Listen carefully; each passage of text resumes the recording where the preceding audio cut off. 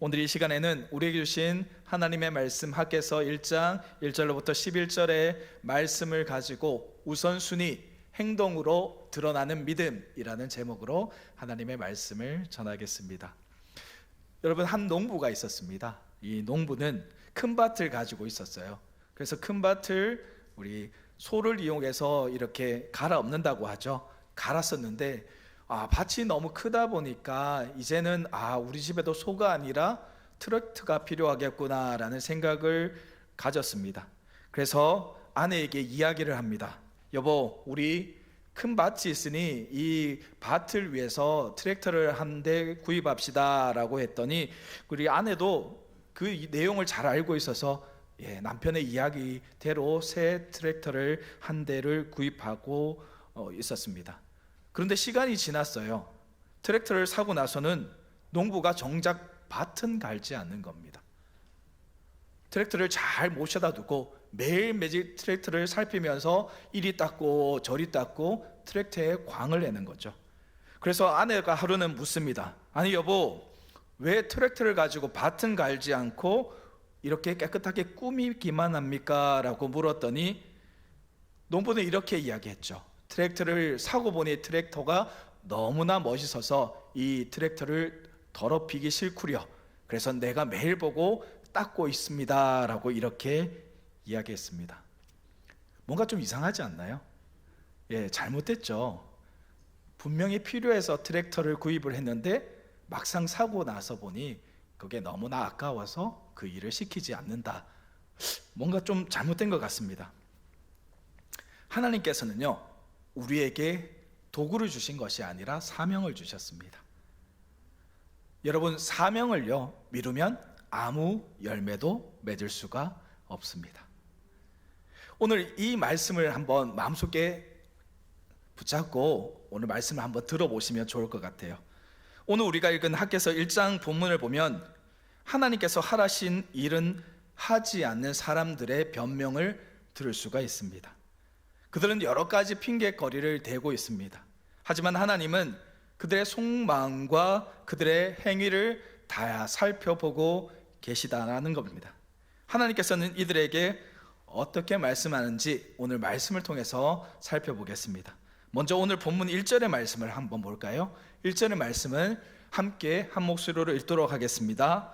다리오 왕 제2년 6째 달 고 그 달 초하루에 여호와의 말씀이 선지자 학개로 말미암아 스알디엘의 아들 유다 총독 수룹바벨과 여호사닥의 아들 대제사장 여호수아에게 임하니라. 이르시되 아멘.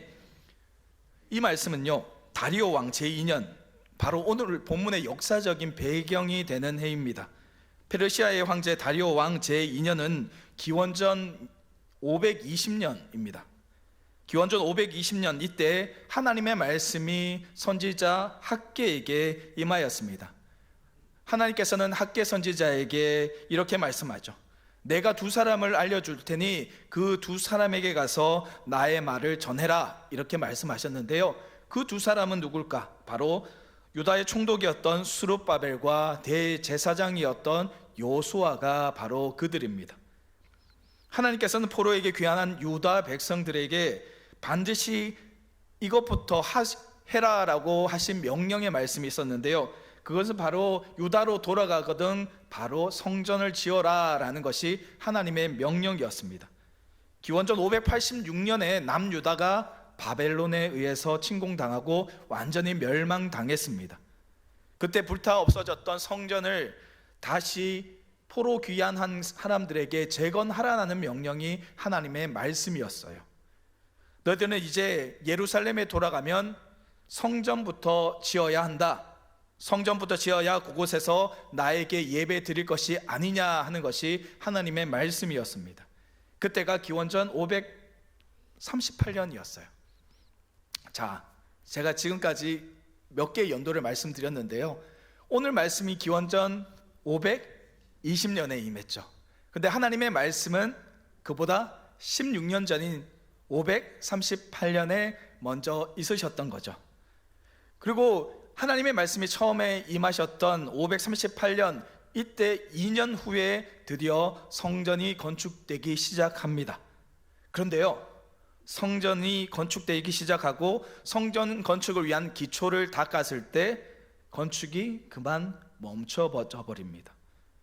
하나님께서는 성전 건축을 위한 책임자로 유다 총독 스룹바벨과 그리고 종교적인 책임을 맡은 자로서 대제사장이었던 여호수아를 세웠는데요, 이 성전 건축은 외부 세력의 방해와 내부의 무관심으로 인해서 멈춰지게 되었던 것이죠. 그리고는 16년의 시간이 흐른 뒤입니다. 하나님께서는 16년을 기다리시며 바라고 또 바라셨지만 성전이 건축될 기미가 보이지 않았던 것이죠. 그래서 하나님께서는 선지자 학개를 부르셔서 그에게 말씀이 임하게 하시고 스룹바벨과 대제사장 여호수아에게 가서 성전 재건을 다시 한번 명령하게 하셨습니다. 여러분, 16년 사이에 과연 무슨 일이 있었을까요? 무슨 사연이 있었길래 성전 건축이 멈춰져 있었을까요? 우리 2절의 말씀 한번 볼까요? 2절의 말씀에 그 내용이 있습니다. 2절의 말씀입니다. 함께 보겠습니다. 만군의 여호와가 이같이 말하여 이르노라. 이 백성이 말하기를 여호와의 전을 건축할 시기가 이르지 아니하였다 하느니라. 아멘. 여기에 그 이유가 있죠. 성전 건축이 멈춘 이유는 백성들의 핑계 때문이었습니다. 지금은 하나님의 성전을 건축할 시기가 아니다라고 이렇게 말합니다. 여러분, 도대체 왜 하나님의 백성이었던, 하나님의 명령을 받고 성전 건축을 해야 했던 이스라엘 백성들이 왜 지금은 하나님의 성전을 지을 때가 아니라고 하고 이렇게 말했을까요? 그리고 그 시기가 무려 16년이나 지났는데도 불구하고 아직 때가 이르지 않았다라고 이렇게 말하는 것일까요? 이 말이 진실인지 아니면 핑계를 대는 것인지 우리는 사실은 알지를 못해요. 하지만 4절의 말씀을 보면 이유를 알 수가 있습니다. 4절의 말씀인데요, 함께 보겠습니다. 이 성전이 황폐하였거늘 너희가 이때에 완벽한 집에 거주하는 것이 옳으냐. 아멘. 이 말씀에 보니까요, 우리가 잘 알지 못하는 내용이 있습니다. 완벽한 집, 완벽한 집이라는 뜻이 나오는데요, 이 완벽한 집이라는 의미는 판자를 대다라는 뜻, 지붕을 얹다, 지붕이 있는 이라는 그러한 히브리어예요. 그런데요, 이 말에 또 다른 의미가 하나가 있습니다. 그 뜻은 바로 호화로운 사치품으로 치장을 하다라는 뜻이 이 완벽한 집의 의미 가운데 하나였습니다. 이것은 성전이 완전히 파괴된 반면 귀환한 유대인 바로 백성들의 집은 완전한 모습을 갖추었고 호화로운 장식들로 치장되어 있음을 시사하고 있는 말씀인 거죠. 유대인들, 귀환한 백성들의 집은 이제 완벽하게 세워졌다라는 겁니다. 하지만 하나님의 성전은 아직까지 재건되지 못하고 기초만 있을 뿐이었던 것이죠. 파괴된 성전을 이스라엘 백성들이 돌아보지 않았다라는 말씀이 바로 이 말씀입니다. 여러분, 이제 아기가 떨어지지 않으세요? 왜 이스라엘 백성들이 성전을 짓는 것을 아직 때가 이르지 않았습니다라고 이야기했는지, 이 사람들이 포로 귀환하고 나서 돌아보니까요, 먼저 돌아가니까 자신들의 살 집이 없었어요. 그러다 보니 무엇부터 했을까요? 성전부터 지었을까요? 처음에는 성전부터 지으려고 했겠죠. 그런데 그보다 우선시 되는 것이 필요했습니다. 바로 자신의 집을 짓는 것이었죠. 그래서 자신의 집들, 살만한 집들을 짓기 시작했습니다. 열심히 지었습니다. 제대로 된 자기 집을 짓느라 하나님의 성전을 짓는 것을 생각하지 않았습니다. 그런데 여러분, 여기서 드는 의문이 한 가지가 더 있습니다. 과연 16년이란 시간 동안 집을 지을 필요가 있었을까? 16년이나 집을 짓는 시간을 보내야 했을까? 라는 것이죠. 사실 그들은 집을 짓는 데만 16년을 보내지 않았습니다. 집을 짓고 나니 뭐가 필요했을까요? 그 집안을 꾸밀 것이 필요했겠죠. 그리고 집안에 필요한 것들이 많이 있었겠죠. 이제는 먹고 살만해졌습니다. 농지도 가꾸어졌어요. 먹고 살만해지니까 이제는 뭘 했을까요? 즐기는 생활을 해야겠죠. 더 부유하게 살고 싶은 마음도 들었겠죠. 그러면서 하나님의 전을 건축하는 일을 차일피일 미루기 시작했던 겁니다. 하나님께서는 분명히 말씀하셨어요. 너희가 먼저 고향 땅에 돌아가면 먼저 너희들의 영적 생활을 위한 성전을 지어라, 이렇게 말씀하셨는데, 하지만 그들은 자기들이 먹고 사는 일 먼저 열심을 품었습니다. 그리고 나중에 먹고 살만해지니까 이제는 그 다음에는 즐기고 부유하게 살고 싶은 마음이 들었던 것이죠. 여러분, 사람의 욕심은 이처럼 끝이 없습니다. 자신들의 삶을 위해서 하나님의 일을 뒤로 미루어 둔 것이죠. 하나님이 이제 선지자 학개를 통해서 그들에게 말씀하십니다. 5절 말씀입니다. 5절 말씀 함께 보겠습니다. 그러므로 이제 만군의 여호와가 이같이 말하노니 너희는 너희의 행위를 살필지니라. 아멘. 그리고 7절 말씀도 함께 보겠습니다. 7절 말씀입니다. 만군의 여호와가 말하노니 너희는 자기의 행위를 살필지니라. 아멘. 하나님께서는 둘러 말하지 않으셨어요. 전국을 찔러서 말씀하셨죠. 너희의 행위를 살필지니라. 자기의 행위를 살필지니라. 너희가 어떻게 했는지 너희 스스로 한번 너희를 돌아봐라, 이렇게 말씀하신 거예요. 여러분, 사람의 행동은요 우연처럼 나오지 않습니다. 그 사람의 마음에 담겨져 있는 것이 행동으로 나오는 거예요. 사람들은 그들의 마음이 가지고 있는 대로 행동하게 되어 있다라는 거죠. 70년의 포로 생활을 마치고 돌아온 그들은 처음에는 하나님의 말씀대로 성전을 지어야겠다라는 생각을 먼저 했을 거예요. 그들의 마음에도 하나님의 사랑, 하나님의 능력, 하나님의 구원의 은혜가 담겨져 있었기 때문이었죠. 하나님께서 선지자들에게 분명히 약속하셨던 그 약속이 이루어지는 순간을 그들은 감격했을 겁니다. 그래, 내가 이제 고향만 돌아가 봐라. 하나님을 진실되게 믿고 하나님의 성전을 짓고 하나님의 백성으로 살아갈 거야, 이렇게 다짐했을 겁니다. 그런데요, 웬걸요, 막상 고국에 돌아오니까 삶이 막막합니다. 아무것도 없었어요. 집도 없었고 농지도 없었고 황폐해진 성만이 남아 있었습니다. 살아가는 것이 먼저 우선순위를 둘 수밖에 없었죠. 하루하루 먹는 것이 더 중요했으니까요. 지붕이 없는 곳에 지붕을 이어야 하는 것이 우선이었기 때문이죠. 그러다 보니 하나님은 우선순위에서 점점 밀려났습니다. 아니, 오늘 요것만 하고 나서, 아니 내일은 요것만 하고 나서 하나님의 말씀 따라 순종하며 살아야지, 그렇게 살지 않았을까요? 시간이 흘렀습니다. 집도 지었어요. 농지도 만들었어요. 이제는 농사도 자리를 잡았습니다. 사회도 점점 안정화되어 갑니다. 그러나 하나님께 먼저 우선순위를 두지 않았던 그들의 마음은 여전하게 변함이 없었을 겁니다. 자신들의 삶을 위해서 살았던 것이 이제는 익숙해져 버렸던 거죠. 처음에는 하루 이틀 미루던 것이 한 달, 두 달이 되고, 한 달, 두 달 미루던 것이 1년, 2년이 되었고, 그러다 보니 16년의 시간이 지나버렸습니다. 하나님께 예배 드리는 마음이 식었고 점점 하나님이 나에게서 멀어져만 갔던 거죠. 여러분, 그 마음에 하나님의 성전을 건축하겠습니까? 자기의 집을 짓고 나니까요, 하나님의 성전을 짓겠다라는 생각이 사라져 버렸습니다. 하나님께서는요, 아마도 이스라엘 백성들의 그런 사정을 잘 아셨기 때문에 그들을 용서하고 싶은 마음이 계셨을 거예요. 그래, 마치 너희 사는 것이 중요하잖아, 너희가 힘들잖아, 그러니 너희 것을 하고 나서 성전을 지으렴, 이렇게 생각하실 수도 있을 겁니다. 그런데요, 중요한 것은 그들의 마음에 하나님이 사라져 버렸다는 겁니다. 하나님은 그것을 아시고 이제 그들을 악하다라고 이렇게 말씀하고 있는 겁니다. 여러분, 많은 사람들이 이렇게 이야기합니다. 우리는 집을 짓고 나서 대학에 들어간 다음에, 좋은 직장에 들어간 후에, 성공한 다음에 하나님께 예배 드리겠다. 그때 교회에 열심을 내고 신앙생활 열심히 하겠다. 과연 그렇게 되던가요? 과연 그때가 되면 정말로 하나님께 열심을 내어서 믿음으로 살아갈 수 있던가요? 더 열심히 하나님을 찾고 신앙생활하고 교회에 열심을 낼까요?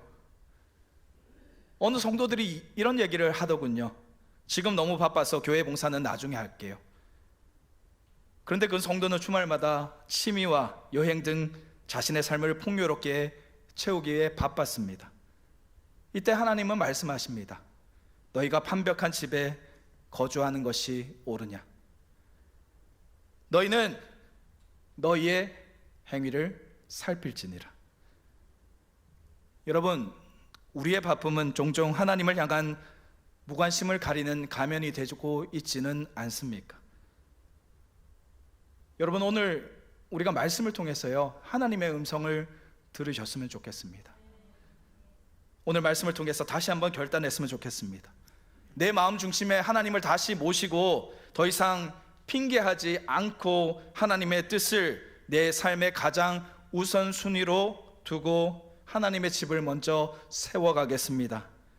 사랑하는 여러분, 이렇게 결단하는 은혜가 있기를 주님의 이름으로 축복합니다. 여러분, 믿음의 선진들은요, 아름다운 신앙의 길을 걸어갔던 믿음의 선진들은 우선순위의 시험에 성공했던 분들입니다. 노아를 한번 생각해 볼까요? 그는 하나님의 말씀을 최우선으로 두었습니다. 그리고 하나님의 말씀에 순종해서 방주를 만들었습니다. 세상의 조롱에도 불구하고 하나님의 명령을 따랐습니다. 세상 사람들이 모두 다 죄로 멸망당했을 때 비로소 그와 그의 가족들은 구원의 은혜를 입을 수가 있게 되었죠. 그리고 아브라함을 한번 생각해 볼까요? 하나님이냐 아들 이삭이냐, 이 선택의 기로 가운데 그는 하나님을 선택했습니다. 하나님은 그때 말씀하시죠. 내가 이제서야 내가 나를 경외하는 줄 알았노라. 그리고 말씀하십니다. 그는 하나님이 인정한 믿음의 사람이 되고 믿음의 조상이라 불리우게 되었다라는 거죠. 여러분, 우리는 우리의 자신의 마음에 하나님을 사랑하는지 사실은 잘 모릅니다. 결국은 행동으로 옮길 때 마음에 무엇이 있는지 확신할 수 있는 거죠. 여러분, 내가 진실되게 신앙생활을 하지 않고 예배드리지 않는다라면 내 마음에는 사실은 하나님이 없다라는 겁니다. 여러분, 우리는 하나님께 기도할 때 이렇게 기도하시죠. 하나님, 우리의 마음을 받아주시옵소서, 이렇게 기도하시죠. 저도 그렇게 기도합니다. 그런데 기도는 하는데 행동하지 않는 것은 결국 입 바른 소리일 뿐이고 마음이 하나님께 향해 있지 않다라는 거죠. 그저 입술로만 하나님을 찾기 때문이 아닐까요? 여러분, 마음이 있다면 행동해야 됩니다. 당장 행동해야 합니다. 예수님께서 겟세마네 동산에서 마지막으로 기도하실 때 제자들에게 이렇게 말씀하셨어요. 나를 위해 기도해달라 이렇게 부탁하셨는데 그때 제자들이 기도했을까요? 제자들은 기도하지 않았습니다. 피곤해서 잠을 잤죠. 그런 제자들을 향해서 예수님은 마음은 어리로되 육신이 약하다라고 이렇게 했습니다.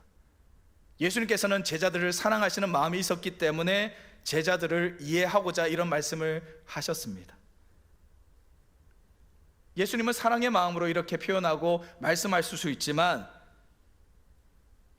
예수님의 제자인 우리가 이렇게 말할 수 있을까요? 예수님 마음은 있는데 피곤해서 기도하지 못했습니다. 이렇게 말하는 것이 과연 맞을까요? 아니죠. 결국 마음이 없었기 때문에 기도하지 않은 것이 아닐까요? 오늘 우리가 예수님을 믿는 주님의 제자라고 한다면, 하나님의 자녀라고 한다면 우선순위를 확실하게 하고 철저하게 다루어야 할 줄로 믿습니다. 여러분, 이스라엘 백성들은 우선순위를 확실하게 하지 않았기 때문에 16년의 시간 동안 하나님의 성전을 짓겠다라고 말만 했지 성전을 건축하지 않았어요. 자신들의 집을 지으며 시간을 허비한 유다 백성에게 하나님께서는 이렇게 말합니다. 6절의 말씀입니다. 6절의 말씀 함께 보겠습니다. 너희가 많이 뿌릴지라도 수확이 적으며 먹을지라도 배부르지 못하며 마실지라도 흡족하지 못하며 입어도 따뜻하지 못하며 일꾼이 삭슬 받아도 그것을 구멍 뚫린 전대에 넣음이 되느니라. 아멘. 너무 무서운 말씀 아니세요? 수고했는데요, 수고했는데 우리에게 돌아오는 것이 없다라고 합니다. 삭스 밟고 돈을 열심히 전대에 넣었는데 그 전대가 구멍 뚫린 전대가 되었다고 합니다. 16년 동안이나 핑계거리를 대면서 아직까지 때가 이르지 않았습니다 라고 말하면서 열심히 살았어요. 열심히 돈을 모았는데요, 그런데 돈이 모이지 않는 겁니다. 뭔가를 많이 껴입었는데 따뜻해지지가 않아요. 남는 것이 하나도 없는 거예요. 왜 그럴까요? 나는 열심히 살았는데, 최선을 다해서 살았는데 왜 이런 일이 자꾸 벌어질까요? 그들은 고민했습니다. 이유는 한 가지예요. 9절 말씀입니다. 9절 말씀 함께 보겠습니다. 너희가 많은 것을 바랐으나 도리어 적었고 너희가 그것을 집으로 가져갔으나 내가 불어버렸느니라. 나 만군의 여호와가 말하노라. 이것이 무슨 까닭이냐? 내 집은 황폐하였으되 너희는 각각 자기의 집을 짓기 위하여 빨랐음이라. 아멘. 이 말씀에 보니까요, 하나님께서 그렇게 하셨대요. 불어버리셨대요. 하나님께서 우리 전대가 가득 차지 않게 그렇게 만들어 버리셨다고 합니다.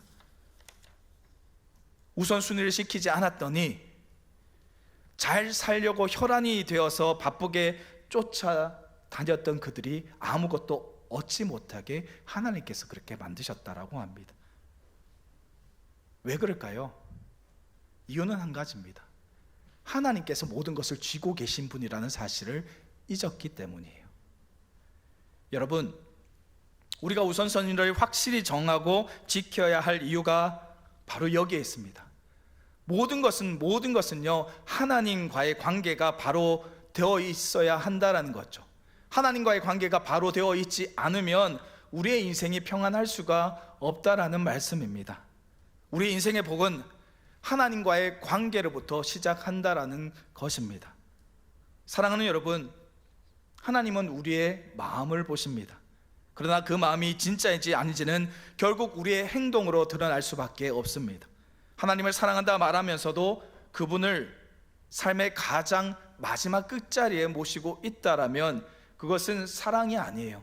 자기 기만입니다. 하나님께서는 오늘 우리에게 말씀하십니다. 너희의 행위를 살필지니라. 여러분, 내 삶이 뭔가 문제가 있으십니까? 자꾸 길이 막히십니까? 진짜 열심히 일하는 것 같은데 뭔가 모아지지 않습니까? 내 삶이 궁핍하고 계속 뭔가가 막히십니까? 그러면 내 행위를 돌아보시고 우선순위가 어떻게 되어 있는지를 먼저 살펴보시기 바랍니다. 여러분, 저도요, 이 말씀에 두말할 수가 없어요. 제 삶이 그렇게 살았거든요. 저도 15년 동안이나 사회생활을 했습니다. 그런데요, 정말 이 말씀처럼 그렇게 산 것 같아요. 우선순위가 하나님께 있지 않았어요. 세상을 향해 있고 가족들을 먹여 살려야겠다는 그 생각에 돈 그러며 살았던 적이 너무나 많습니다. 주일을 어긴 적도 많았어요. 주일날 특근해야지, 주일날 일해야지. 그런데 신기하게도요, 이 말씀처럼요, 전대에 아무것도 남지 않더라는 겁니다. 여러분, 하나님은 오늘 우리에게 말씀하십니다. 이 말씀은 단순한 반성이 아니라 삶의 방향을 이제 재정비하라는 하나님의 부르심입니다. 하나님은 우리가 그분을 향한 사랑한다는 말로만 고백하는 것이 아니라 삶의 가장 중요한 자리에 하나님을 먼저 두시기를 원하십니다. 여러분, 우선순위는 단순한 선택이 아니라 우리의 신앙의 고백이 되어야 할 줄로 믿습니다. 내가 아침에 가장 먼저 하는 일은 무엇인가? 내가 시간과 에너지를 어디에 가장 먼저 쏟고 있는가? 나의 돈을 어디에 가장 먼저 사용하고 있는지, 이 모든 것이 내가 무엇을 믿고 사랑하는지를 보여주는 것입니다. 여러분, 하나님은요, 하나님의 자녀들이 복되시기를 원합니다. 복받기를 원하고 계십니다. 그러나 그 복은 하나님과의 관계에서부터 시작되어짐을 우리는 분명히 알아야 할 줄로 믿습니다. 하나님을 삶의 중심으로 둘 때 그분은 우리의 삶을 책임져 주실 것입니다.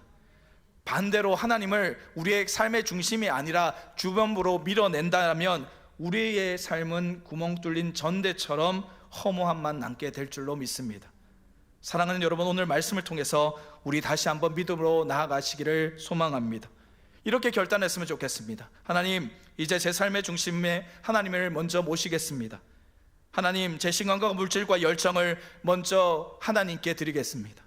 하나님, 제 삶의 우선순위를 다시 세워 나가겠습니다. 여러분, 이 결단은 단순한 감정의 표현이 아니라 구체적인 행동으로 이어져야 됩니다. 그렇다면 어떻게 행동해야 될까요? 매일 말씀을 읽고 기도하며 하루를 시작하십시오. 예배를 가장 소중한 시간으로 여기십시오. 교회와 공동체를 위해서 헌신하십시오. 하나님의 나라를 위해서 먼저 씨를 뿌리는 자가 되십시오. 하나님께서는 그런 자를 기뻐하시고 그 삶을 책임져 주실 줄로 믿습니다. 마태복음 6장 33절에 이렇게 말씀합니다. 너희는 먼저 그의 나라와 그의 의를 구하라. 그리하면 이 모든 것을 너희에게 더하시리라. 아멘. 여러분, 이 약속은요, 과거의 일이 아닙니다. 지금도 유효한 하나님의 말씀입니다. 그러므로 사랑하는 여러분, 이제는 말이 아니라 행동으로 믿음을 증명하시는 여러분 다 될 수 있기를 주님의 이름으로 축복합니다. 하나님을 향한 우선순위를 먼저 드러내십시오. 그럴 때 하나님은 우리의 삶을 복되게 하실 것입니다. 오늘 말씀을 마음에 새기시고 삶의 방향을 재정비하시는 은혜가 있기를 주님의 이름으로 축복합니다. 하나님, 이제 저는 세상이 아니라 하나님을 먼저 생각하고 하나님을 먼저 선택하겠습니다. 세상이 요구하는 그러한 삶의 모습이 아니라 하나님께서 나에게 주시는 그 말씀을 붙잡고 순종하며 살아가겠습니다. 결단하는 은혜가 있으셔서 늘 하나님의 손에 붙들림으로 하나님의 놀라우신 역사하심과 일하심을 경험하는 여러분의 삶이 다 될 수 있기를 주님의 이름으로 축복합니다.